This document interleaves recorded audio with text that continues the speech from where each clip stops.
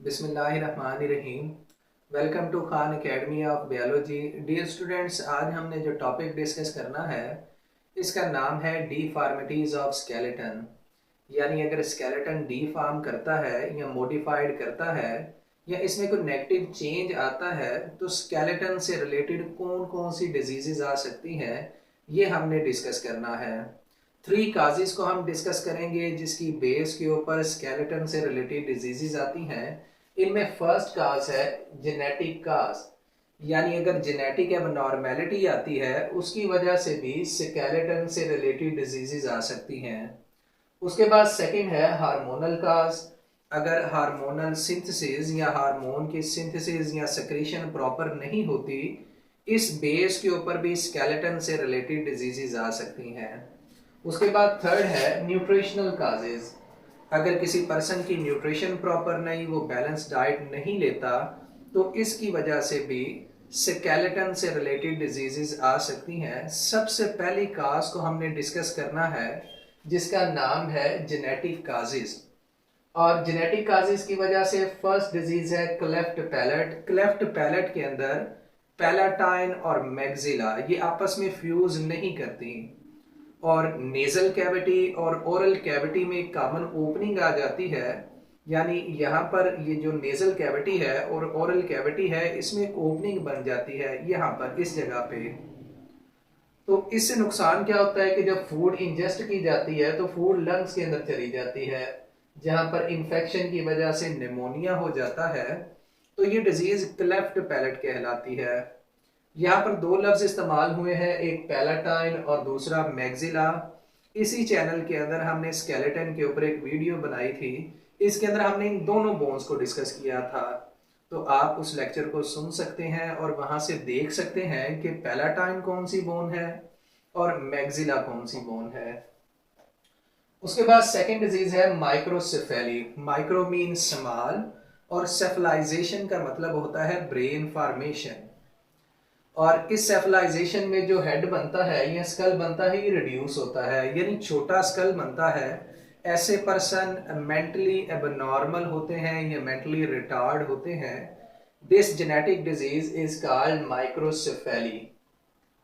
Osteoarthritis ये chronic disease है, ये भी जेनेटिक बेसिस के ऊपर है। इसमें इन्फ्लेमेशन होती है जॉइंट्स के अंदर, यानी जॉइंट्स के अंदर जो कार्टिलेज है ये रिड्यूस कर जाती है, जॉइंट्स स्वेल कर जाएंगे, वहां पर पेन होगी। This disease is called osteoarthritis. Hormonal causes के ऊपर डिजीजेस को हमने डिस्कस करना है। इसमें फर्स्ट डिजीज है ऑस्टियोपोरोसिस। अब ऑस्टियोपोरोसिस, ऑस्टियो मीन बोन और पोरोसिस पोरस, यानी इसमें बोन पोरस हो जाती है, सॉफ्ट हो जाती है। इसमें कैल्शियम की रिजॉर्प्शन होती है, यानी बोन से कैल्शियम बाहर आ जाता है। कैल्शियम और फॉस्फेट बोन के अंदर डिपॉजिट नहीं होते और बोन पोरस हो जाती है। This disease is called osteoporosis. तो ये फीमेल्स के अंदर ज्यादा होती है, ऐसी फीमेल्स जिनकी एज 45 ईयर से अबव यानी 45 साल से अबव चली जाती है, जिनमें मेनोपाज आ जाता है, जिनमें एस्ट्रोजन कम हो जाता है, उनमें ये बीमारी आती है। इन फीमेल्स की बोन जो है वो वीक होना शुरू हो जाती है। अब इसका ट्रीटमेंट क्या है? ERT, जिसे एस्ट्रोजन रिप्लेसमेंट थेरेपी कहते हैं। ये फीमेल पिल्स के जरिए, इंजेक्शंस के जरिए एस्ट्रोजन को लेती है, जिससे इनकी बोन्स के अंदर कैल्शियम और फॉस्फेट डिपॉजिट होना शुरू हो जाता है और इस बीमारी से आहिस्ता आहिस्ता ये हील या रिकवर करना शुरू करती हैं। उसके बाद न्यूट्रिशनल काजेस की अगर बात करें तो इसमें डिजीज है ऑस्टियोमेल्शिया, जो कि माल न्यूट्रिशन यानी न्यूट्रिशन की कमी की वजह से आती है। इसमें softening of bone, osteomalacia mean softening of bone, यानी बोन सॉफ्ट होना शुरू हो जाती हैं। क्यों सॉफ्ट होती हैं? क्योंकि इसमें कैल्शियम और फॉस्फेट की जो डेपोजिशन है वो नहीं होगी। उसके बाद जो वेट बेरिंग बोन्स हैं ये वीक होंगी, डीफॉर्म होंगी। This disease is called osteomalacia. उसके बाद अगर रिकेट्स की बात करें तो रिकेट्स के अंदर बोर्ड लेग्स टेढ़ी हो जाएंगी। जो पेल्विस है यहाँ पर जो बोन होती है ये डीफॉर्म हो जाएगी। अब ये क्यों होता है? क्योंकि इसमें डेफिशिएंसी आ जाती है विटामिन डी की। विटामिन डी जब न्यूट्रिशन के जरिए प्रॉपर नहीं लिया जाएगा तो फिर वहां पर रिकेट, बच्चों के अंदर ये बीमारी आ जाएगी, पेल्वस भी डिफॉर्म करेगा और उसके बाद जो लेग्स हैं ये भी बहुत टेढ़ी हो जाएंगी। अब इसका ट्रीटमेंट क्या है? सनलाइट, बच्चों को सनलाइट के सामने रखा जाता है या इन्हें सनलाइट जो है ये प्रॉपर दी जाती है दिन के वक्त। तो जब सूरज निकलता है उस वक्त इससे क्या होता है, उनकी बॉडी के अंदर विटामिन डी बनेगा जो कि कैल्शियम को बोन के अंदर डिपॉजिट करेगा और वो इस बीमारी से हील करना शुरू हो जाएंगे। उसके बाद विटामिन डी फोर्टिफाइड मिल्क भी बच्चों को दिया जाता है जिसकी वजह से वो इस बीमारी से रिकवर करते हैं। डिस्क स्लिप ये हमारे पास नेक्स्ट डिजीज है, हर्निएटेड डिस्क। वर्टिब्रल कॉलम के दरमियान जो वर्टिब्रा है, वर्टिब्रा के दरमियान कुशन लाइक पैड पाया जाता है जिसे डिस्क कहते हैं। अगर वो स्लिप कर जाती है, रप्चर कर जाती है, डैमेज हो जाती है, इसे हम हर्निएशन यानी डिस्क स्लिप कहते हैं।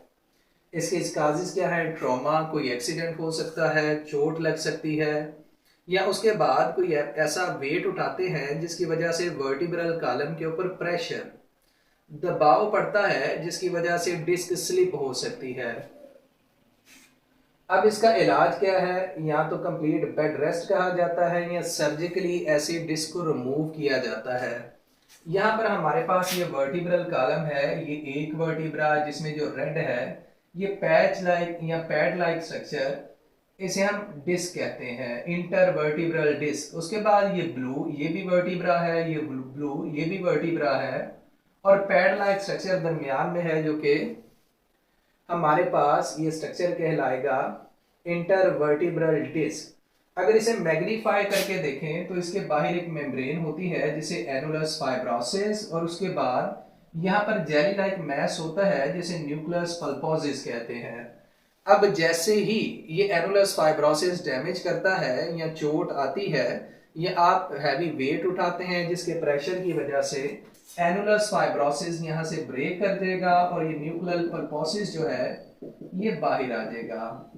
तो जैसे ही न्यूक्लियस पल्पोसिस बाहर आता है ये वर्टिब्रा के साथ अटैच होता है और वहां पर पेन पैदा करता है, और इस डिस्क के रप्चर होने की वजह से जो वर्टिब्रा है ये भी आपस में फ्यूज करते हैं, ऐसे आपस में रगड़ खाएंगे जिसकी वजह से पेन होगा, और इस डिस्क जो कि टूटी हुई है जिसका एनुलस फाइब्रोसिस ब्रेक कर चुका है, हम इसे हर्निएशन या डिस्क स्लिप कहते हैं। उसके बाद नेक्स्ट डिजीज है स्पॉन्डिलोसिस। इसमें वर्टिब्रा डीजनरेशन ऑफ कार्टिलेज की वजह से आपस में फ्यूज कर जाते हैं, आपस में जुड़ जाते हैं और वर्टिब्रल कॉलम इमोबिलाइज हो जाता है। ये डिजीज स्पॉन्डिलोसिस कहलाएगी। शियाटिका, शियाटिका शियाटिक नर्व की डिजीज है जिसमें शियाटिक नर्व डिस्टर्ब होती है या डैमेज होती है। ये शियाटिक नर्व हमारे वर्टिब्रल कॉलम, हमने 4 पोर्शन वर्टिब्रल कॉलम के डिस्कस किए थे। इस वीडियो का लिंक भी इसी चैनल के अंदर मौजूद है जिसमें हमने कंप्लीट वर्टिब्रल कॉलम को डिस्कस किया था, आप वहां से इसके रीजन देख सकते हैं। लंबर और सैक्रम जो रीजन है, लंबर से ये स्टार्ट होगी, उसके बाद सैक्रम और फुट तक शियाटिक नर्व जाती है। अब जब भी ट्रॉमा आता है या इंजेक्शन रॉन्गली इस शियाटिक नर्व के ऊपर लगता है तो वहां पर स्टैबिंग पेन, चुभने वाली पेन होती है, और वो लेग या हमारे पास वो पार्ट जहां पर ये शियाटिक नर्व डैमेज होती है वो इमोबिलाइज भी हो सकता है। इसकी रिकवरी बड़ी स्लो होती है, इसके लिए कंप्लीट बेड रेस्ट कहा जाता है। आर्थराइटिस डीजनरेटिव डिजीज है जिसमें जॉइंट्स में जो कार्टिलेज है ये डीजनरेट करती है, ये खत्म होना शुरू हो जाती है, और उसके बाद जॉइंट्स की जो मेम्ब्रेन्स हैं ये स्वेल करती हैं और इनके दरमियान जो फ्लूइड है इसकी प्रोडक्शन कम हो जाती है। जो जॉइंट्स है आपस में रगड़ खाते हैं, इनमें स्वेलिंग होती है। This disease is called arthritis. अब ये बैक्टीरियल इन्फेक्शन की वजह से भी होती है। अगर तो बैक्टीरियल इन्फेक्शन की वजह से है तो फिर एंटीबायोटिक से इसका ट्रीटमेंट किया जाता है।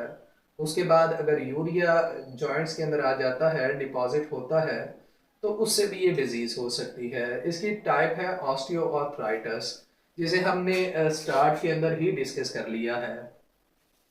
तो डियर स्टूडेंट्स, ये हमारा टॉपिक था डिफॉर्मिटीज ऑफ स्केलेटन।